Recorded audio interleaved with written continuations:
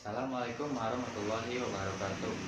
Perkenalkan, nama saya Indra Kusuma dari jurusan Teknik Informatika, Fakultas Teknik Informasi, Universitas 11 April Sumedang. Kali ini saya akan mempresentasikan materi tentang arsitektur komputer dan jaringan komputer. Yang pertama, arsitektur komputer. Arsitektur komputer merupakan konsep perencanaan dan juga struktur pengoperasian dasar dari suatu sistem komputer. Arsitektur komputer adalah ilmu tentang tata cara interkoneksi antara bermacam-macam komponen perangkat keras seperti hardware agar dapat melahirkan sebuah komputer yang melengkapi kebutuhan fungsional, kinerja, serta target keuangannya. Komputer tersusun atas komponen-komponen atau modul-modul seperti CPU, memori, dan I/O yang saling berkomunikasi. Kumpulan lintasan atau saluran berbagai modul disebut struktur interkoneksi. Bus dan sistem interkoneksi. Bus adalah sarana pengangkut atau saluran yang terdapat di dalam suatu mikroprosesor atau CPU yang menghubungkan antara mikroprosesor tersebut dengan dunia luar. Melalui sarana bus inilah mikroprosesor tersebut mampu menerima data atau mengirimkan data hasil pengolahannya keluar sistem mikroprosesor dan mampu untuk menghubungi peralatan-peralatan pendukungnya. Struktur bus dibagi menjadi 3. Yang pertama, data bus merupakan lintasan bagi perpindahan data antar modul. Data bus berfungsi sebagai sarana pengangkut data antara CPU dan komponen pendukungnya. Yang kedua, address bus digunakan untuk menspesifikasi sumber dan tujuan data pada bus data. Jumlah dari address bus menyatakan jumlah komponen pendukung yang mampu dialamati oleh mikroprosesor yang bersangkutan. Yang ketiga, control bus sebagai sarana pembawa sinyal kontrol antara mikroprosesor dan peralatan pendukung di dalam kesinambungan komunikasi antara bagian pada sistem komputer tersebut. Jenis transfer data. Yang pertama, CPU ke memori. CPU melakukan penyimpanan atau penulisan data ke memori dari memori ke CPU. CPU melakukan pembacaan data maupun instruksi dari memori. Yang kedua, CPU ke I/O. CPU melakukan data ke perangkat peripheral melalui modul I/O. Sedangkan I/O ke CPU, CPU membaca data dari peripheral melalui modul I/O. Yang ketiga, pengolahan data. CPU dapat membentuk sejumlah operasi aritmatik atau logik terhadap data. Yang keempat, kontrol. CPU dapat membentuk urutan eksekusi. Jenis-jenis bus. Yang pertama, traditional bus atau ISA bus. Bersifat peripheral high speed network SCSI video grafik dengan peripheral low speed dikoneksikan pada expansion bus yang sama sehingga kinerja bus tidak optimal. Beban bus sistem sangat berat sehingga kinerjanya lambat.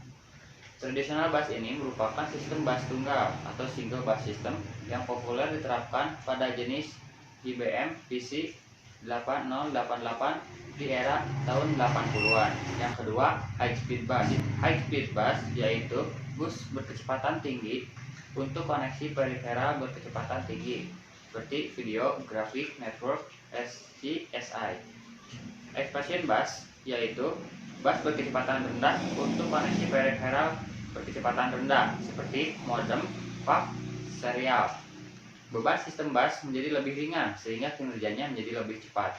High speed bus merupakan jenis bus ganda atau multibus. Materi yang kedua yaitu jaringan komputer.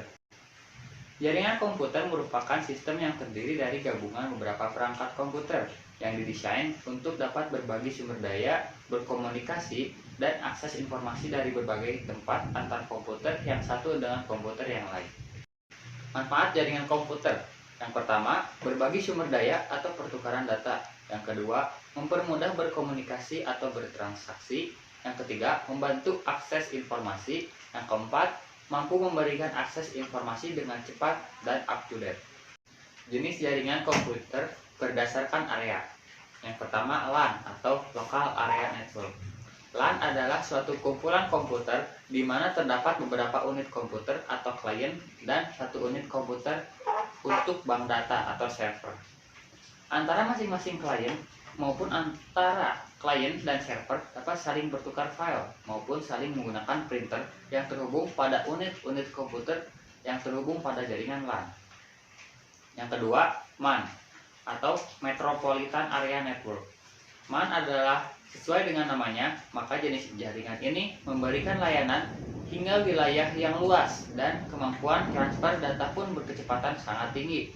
Wilayah yang dapat menjadi cakupannya sekitar hingga 50 km. Yang ketiga, WAN, Wide Area Network.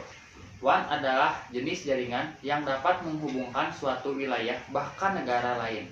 WAN pada dasarnya merupakan kumpulan beberapa LAN yang ada di beberapa lokasi, sehingga dibutuhkan sebuah device untuk menghubungkannya dan device itu kita sebut router. Jenis jaringan komputer berdasarkan media. Yang pertama, jaringan berkabel atau wired network. Jaringan ini menggunakan media kabel dalam menghubungkan setiap komputer dalam jaringan. Yang kedua, jaringan nirkabel atau wireless network. Jaringan ini tidak menggunakan media kabel sebagai alat penghubungnya, tapi menggunakan gelombang elektromagnetik dalam setiap kiriman sinyal informasinya. Jenis jaringan komputer berdasarkan topologi. Yang pertama, topologi bus. Jenis topologi bus ini menggunakan kabel tunggal. Seluruh komputer saling berhubungan secara langsung hanya menggunakan satu kabel saja. Kabel yang menghubungkan jaringan ini adalah kabel koaksial dan dilekatkan menggunakan T-connector. Yang kedua, topologi star.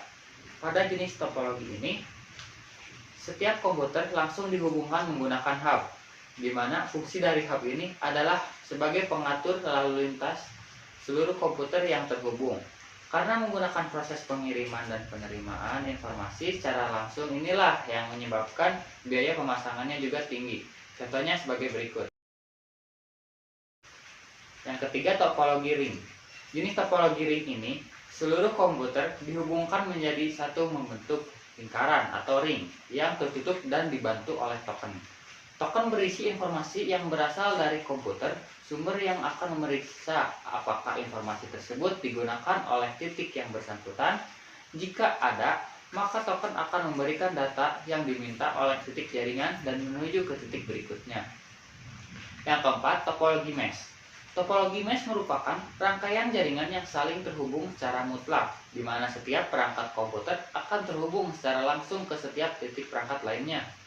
Setiap titik komputer akan mempunyai titik yang siap untuk berkomunikasi secara langsung dengan titik perangkat komputer yang lain yang menjadi tujuannya. Contohnya seperti ini. Sekian presentasi dari saya. Mohon maaf apabila ada kesalahan. Wassalamualaikum warahmatullahi wabarakatuh.